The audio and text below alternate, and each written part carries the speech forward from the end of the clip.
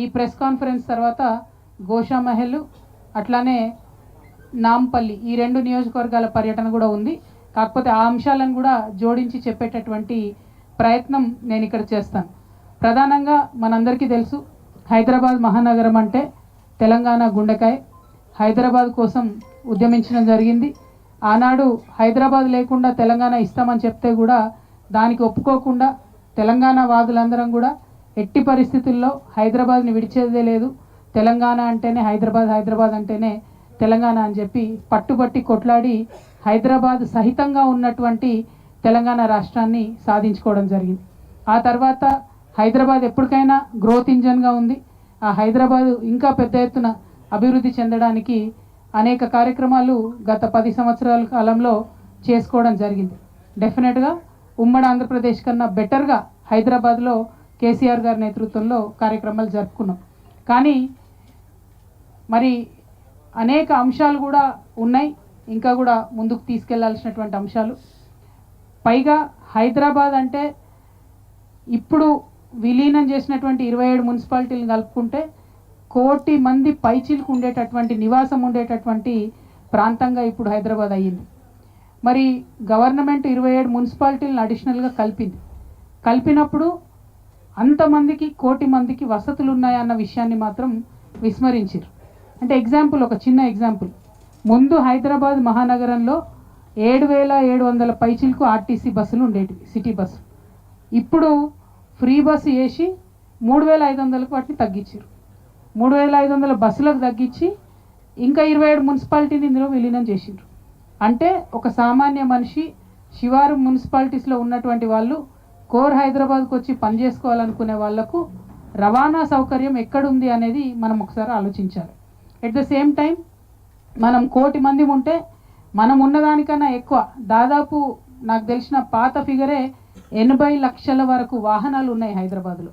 అంటే రోడ్లు ఎంత జామ్ అవుతాయి, పబ్లిక్ ట్రాన్స్పోర్ట్ లేక ఖచ్చితంగా ప్రైవేట్ వాహనాలు కొనుక్కొని వాడుకోవాల్సిన పరిస్థితి వచ్చింది. ఎప్పటి నుంచో చెప్పుకుంటూ వచ్చినాం, ఏది హైదరాబాద్ డల్లాస్ కావాలి, సింగపూర్ కావాలి అని. డల్లాస్, సింగపూర్, లండన్ కావాలంటే సామాన్య ప్రజలకు వసతులు కావాలి. మొదలు రోడ్సు, బ్రిడ్జులు, హంగామా ఓకే, అదొక దిక్కు. కానీ దాంతోపాటు ఆర్టీసీ బస్సు ఎక్కి దిగి మెట్రో పట్టుకొని ఆ తర్వాత ఎంఎంటీఎస్ ఎక్కి కోర్ హైదరాబాద్ నుంచి టోటల్ ఔటర్ రింగ్ రోడ్ వరకు కూడా ఒక సామాన్య మానవుడు ట్రావెల్ చేయగలిగితే అప్పుడు సరైన నగరంగా ఉంటుంది. పెద్ద పెద్ద నగరాలు మీరు లండన్ చూసుకోండి, న్యూయార్క్ చూసుకోండి, పబ్లిక్ ట్రాన్స్పోర్టేషన్ బాగుంటుంది కాబట్టి ఎక్కువగా పనిచేసే అవకాశాలు ఉంటాయి. పబ్లిక్ ట్రాన్స్పోర్ట్తోని పనిచేసే అవకాశాలు, సంపాదించుకునేటటువంటి కెపాసిటీ లింక్ అయి ఉంటుంది. కానీ దాని మీద మనం దృష్టి తగ్గించాం. ఇప్పుడేం జరుగుతుంది, ఆర్టీసీలో ఎలక్ట్రిక్ బస్సులు పెడతామని చెప్తున్నారు. ఎలక్ట్రిక్ బస్సులు పెడితే ఏమవుతుంది, అది ప్రైవేట్ది, డ్రైవరు ఆర్టీసీ వాడు కాదు, ట్రైనింగ్ లేదు. ఛార్జింగ్ మాత్రం గవర్నమెంటే కడుతుందట, ఎందుకంటే ఎలక్ట్రిసిటీ ఛార్జింగ్కి డిపోలు ఇచ్చిండ్రు. అంటే మెల్లమెల్లగా ఆర్టీసీని మొత్తం ప్రైవేట్ చేసేటటువంటి ప్రయత్నం చేస్తున్నారు. సరే, ప్రైవేట్ చేస్తే మాకేమవుతుంది అని హైదరాబాద్ నగరవాసులు అనుకోవచ్చు. ప్రైవేట్ చేస్తే ఏమవుతుంది అంటే టికెట్ ధర ఎవరు ఎంత పెంచినా ఏం అడగడానికి మనకు అవకాశం ఉండదు. ఇప్పుడు గవర్నమెంట్లో ఉంది కాబట్టి టికెట్ ధర 10 రూపాయలు పెంచితే కూడా మాలాంటోళ్ళం పోయి కొట్లాడడము, మాట్లాడడము, అడగటము ఉంటుంది. ప్రైవేట్ అయినాక వాళ్ళు ఎంత డిమాండ్ చేస్తే అంత చేసేది ఉంటుంది. గవర్నమెంట్ బస్సుల్ని సగానికి సగం తగ్గించి ఎలక్ట్రిసిటీ బస్సులు పెట్టారు. సరే, హైదరాబాద్లో కొత్త నగరాలు, పాత నగరం 2 కలిసి ఉన్నాయి. మరి అక్కడ గల్లీలు చిన్నగా ఉన్నాయి చాలా చోట్ల. అంతకుముందు సెట్విన్ బస్సులు తిరిగేటి, చిన్న బస్సులు, అవి అన్ని గల్లీలలో పోతుండే. ఇప్పుడైతే పెద్ద పెద్ద కాలనీలలో కూడా ఆర్టీసీ బస్సులు పోతలేవు. రిక్వెస్ట్ బస్ స్టాప్లో ఆగడం అనేది బంద్ చేసిరు కంప్లీట్గా. రిక్వెస్ట్ బస్ స్టాప్ ఇక్కడ ఉంటే ఎక్కడో ఆపుతున్నారు, ఎందుకంటే ఫ్రీ బస్సు. వికలాంగులు నిజంగా చూస్తే ఏడుపు వస్తుంది. ఎవరైతే ఫిజికల్లీ హ్యాండిక్యాప్డ్ ఉంటారో అసలు వాళ్ళకి బస్సులు ఎక్కే అవకాశమే లేదు. వాళ్ళకి సగం టికెట్ అని చెప్తున్నారు, హాఫ్ పాస్ ఇచ్చిరు వాళ్ళకు కూడా ఫ్రీ బస్ పెడితే అయిపోద్ది కదా, లేదా వికలాంగులకు సపరేట్ బస్సులు పెడితే ఏదో ఒక ప్రయత్నం. వాళ్ళకి ఏమవుతుంది, వాళ్ళు మన లెక్క పరిగెత్తి ఎక్కలేరు, దూరం ఆగుతుంది బస్సు, వెళ్ళాలంటే వెళ్ళలేని పరిస్థితి, చాలా ఇబ్బందికరంగా ఉన్నది. సో ట్రాన్స్పోర్ట్ సిస్టమ్ మంచిగా కానంత వరకు హైదరాబాద్ ఎట్లా విశ్వనగరం అవుతుంది అన్నది అర్థమైతే లేదు. మేము ఇవాళ ఈ 4.5 రోజులు చేసినటువంటి పర్యటనలో కూడా ఎక్కడికి పోయినా స్కూల్ స్టూడెంట్స్, కాలేజ్ స్టూడెంట్స్, ఆడబిడ్డలు ఒకటే చెప్పిండ్రు, బస్సెస్ లేవు, దయచేసి మాకు బస్సులు వేయించండి. ఆ తర్వాత మేము రీసెర్చ్ చేస్తే సగానికి సగం బస్సులు తగ్గించారు హైదరాబాద్లో అని తెలిసింది. మరి ఇది కరెక్ట్ కాదు, దీన్ని ప్రభుత్వాలు సవరించుకోవాలని చెప్పి మేము డిమాండ్ చేస్తూ ఉన్నాం. అదేవిధంగా మరి మనం చూసినట్టయితే ఇంకొక ప్రాబ్లం చాలా పెద్ద ఎత్తున మాకు ప్రజలు చెప్పింది ఏంటంటే ఈ కుక్కలు గరవడం, స్ట్రే డాగ్స్ విపరీతమైన ప్రాబ్లం. ఎంత విపరీతమైన ప్రాబ్లం అంటే చాలా దగ్గరలో ఎక్కడంటే అక్కడ చెత్తబడేసి ఉంటుంది. ఆ చెత్తబడేసి ఉన్న దగ్గర స్ట్రే డాగ్స్ ఉంటున్నాయి. ఆ స్ట్రే డాగ్స్ వచ్చేపోయేటోళ్ళని కరుస్తున్నాయి. ఎంత ఘోరమైన పరిస్థితి అంటే మొన్న ఒక బాబు మీద 20 కుక్కలు పడి దాడి చేసి చిన్న బాబు మీద ఒక కుడి చెవు మొత్తం తినేసింది. పూరా మొత్తం కుడి చెవు అంతా కూడా తినేసినటువంటి పరిస్థితి ఇది బాబుది.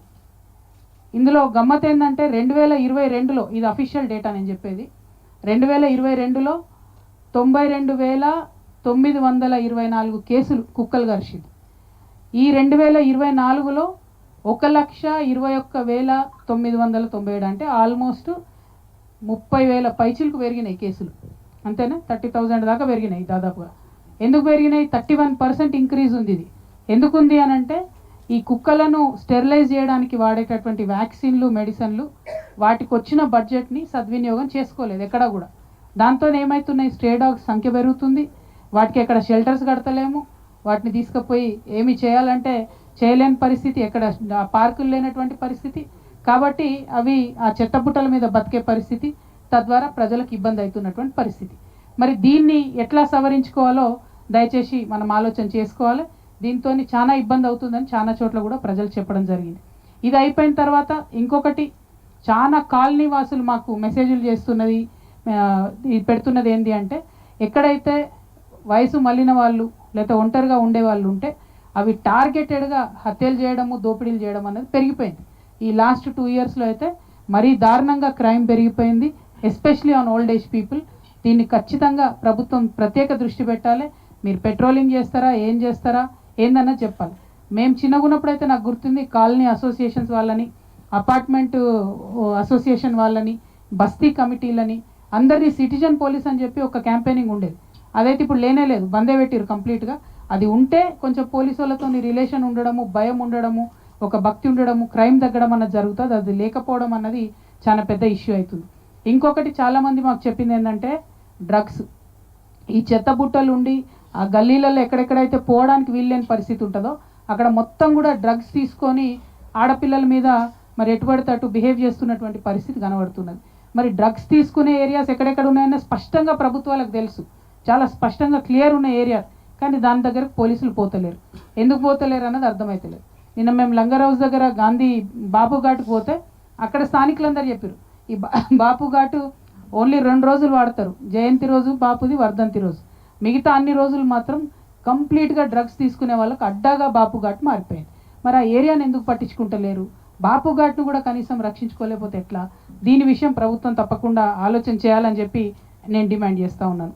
అదేవిధంగా అనేకమైనటువంటి సమస్యలు ఎక్కడికి పోయినా ఇది నీళ్లు, మంచినీళ్ళు ఈ మురుగునీరు, మంచినీరు కలిసిపోతే ఇట్లా వస్తున్నది కాలనీలలో. ఇది మేము యాకత్పుర కాన్స్టిట్యున్సీలో చూసినాం. ఇది చూసినామని చెప్పంగానే హెచ్ఎండబ్ల్యూఎస్ వాళ్ళు అక్కడికి పోయినరు, యాకత్పురకు పోయి ఇమ్మీడియట్గా మేము రిపేర్ చేస్తున్నామని చెప్పి మొదలుపెట్టిండ్రు. సంతోషం. కానీ ఇంకా చాలా ఏరియాస్లో ఇదే ప్రాబ్లం ఉన్నది. ఇది యాకత్పురాలో చూసినాం, ఇదేమో అడిక్మెట్ కాలనీ ముషీరాబాద్. ఇది మొత్తం ఇది పెట్రోల్ వాసన బీభత్సంగా ఉంది పరిస్థితి. సో ఇవి రెండు కూడా కావాలనే ఇక్కడ పెట్టినాం. ఎందుకంటే ప్రభుత్వానికి తెలవాలి ఈ మహానగరంలో మంచినీళ్ళు ఇవ్వలేనటువంటి పరిస్థితి ఉందన్న విషయం తెలవాలి. అయితే మొదటి రోజు మా పర్యటన కంటోన్మెంట్ నియోజకవర్గంతో ప్రారంభమైంది.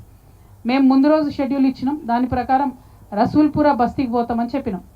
చెప్పంగానే కంటోన్మెంట్ ఎమ్మెల్యే, అక్కడ స్థానిక ఎమ్మెల్యే శ్రీ గణేష్ గారు అదే రసూల్పుర బస్తీకి పోయి అక్కడ ఉండి 5 లారీల చెత్త ఎత్తించి అక్కడ ఉన్నటువంటి వాళ్ళందరినీ పిలుచుకొని నేను పట్టాలు ఇచ్చేస్తా, మీకు ప్రోగ్రామ్ క్యాన్సిల్ చేసుకోండి అంటే అక్కడ వాళ్ళు మాకు ఫోన్ చేశారు, అక్క మీరు రాకముందే మా ఎమ్మెల్యే వచ్చిండు, మాకు పట్టాలు వస్తాయన్నాడు. సంతోషం, మీకు పట్టాలు వస్తే నాకు ప్రోగ్రామ్ ఎందుకని చెప్పి మేము అది రద్దు చేసుకొని వేరే దిక్కుపోయినాం.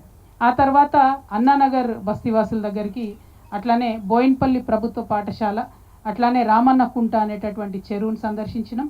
రామన్నకుంట చెరువు మొత్తం కూడా మరి ఎప్పుడు చిన్న వాన పడితే ఎనుకున్న కాలనీ అంతా ఫ్లడ్ అవుతుంది. ఆ కాలనీ అంతా తిరిగి చూసినాం. పూరే దీవార్ పే నిషాన్ హై జహా జహా పానీ బేతా, ఘోరమైన పరిస్థితి ఉన్నది. సో ఆ రామన్నకుంట చెరువుని కూడా చూసినాం. మరి దాని మీద ప్రభుత్వం ప్రత్యేక దృష్టి పెట్టాలి. కంటోన్మెంట్ నియోజకవర్గంలో రామన్నకుంట చెరువునని మేము డిమాండ్ చేస్తున్నాం. తర్వాత NIEPC హాస్పిటల్ని సందర్శించినాం.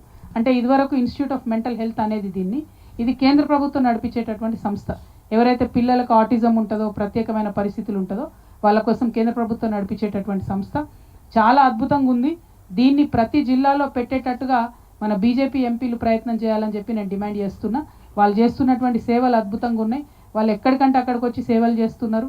CSR ఫండ్స్తో కలుపుకొని చేస్తున్నారు. కాకపోతే మనం ఇదివరకు కేసీఆర్ గారు ఉన్నప్పుడు భవితా సెంటర్స్ అని పెట్టారు. వాటిని